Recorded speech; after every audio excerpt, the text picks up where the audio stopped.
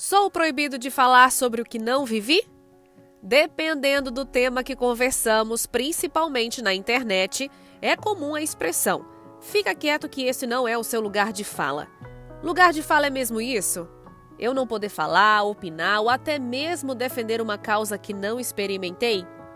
E bem mais que isso é essa conversa que vamos ter agora, bem rapidinho.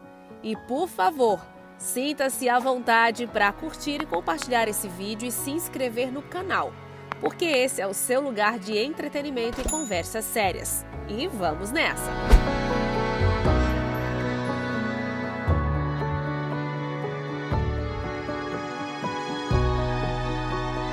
Primeira notícia boa para quem gosta de debater. Você não é impedido de falar sobre algo que não experienciou diretamente. Se alguém diz para você se calar porque aquele não é o seu lugar de fala, essa pessoa não sabe o que é lugar de fala. Isso não é simplesmente uma opinião minha. Essa conversa tem como base o livro Lugar de Fala, da Djamila Ribeiro. Olha, não fazendo divulgação. Mentira, divulgação sim. Compra um livro se esse assunto te interessar. Aqui vamos ter só uma conversa rápida. Lá o conteúdo é bem mais amplo.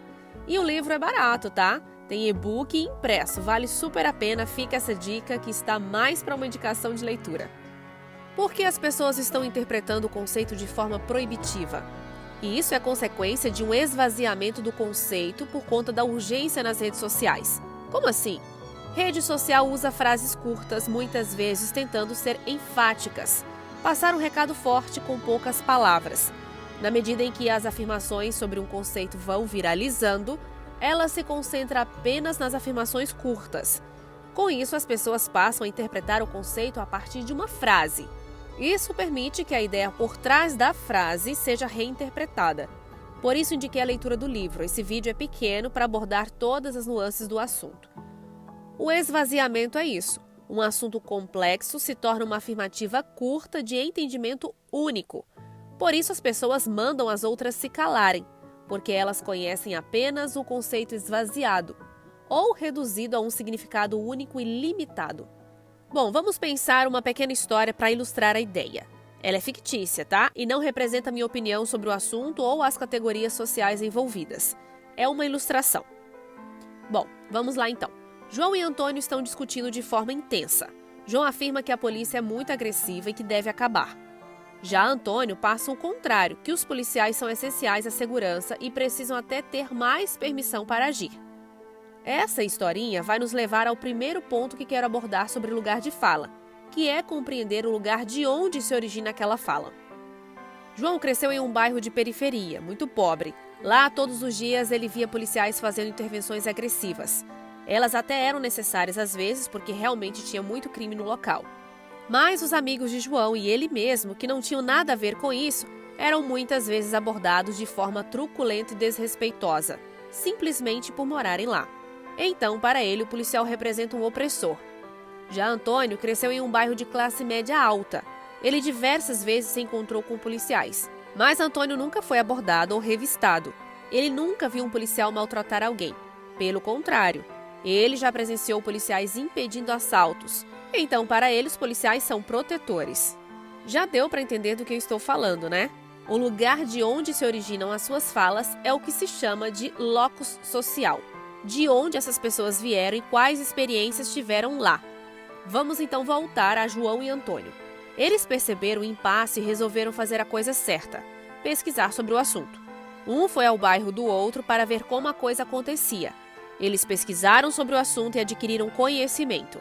E o impasse terminou com eles compreendendo que existe uma diferença no tratamento de pessoas dependendo de sua origem social. E que isso não torna a força policial o inimigo. Mas que muitas coisas precisam mudar, claro. Nessa história, o lugar de fala foi aplicado de forma correta. E seria ainda mais se eles fossem até os policiais para entender o motivo de toda essa diferenciação. E ainda que encontrassem ali preconceito e racismo, apenas ouvindo essas pessoas e entendendo como isso acontece, é que realmente pode se mudar alguma coisa. Cada um de nós fala de um lugar, pois pertencemos a um grupo. Por exemplo, um artista sabe o que a arte precisa melhorar mais do que um economista. Mas se você colocar esse artista numa secretaria de cultura, pode ser que ele, por não ter nenhum conhecimento em política, se torna incompetente. Mas se você colocar o economista político nessa posição e ele não ouvir os artistas, também vai se tornar incompetente. E aqui eu falo em dar lugar de fala.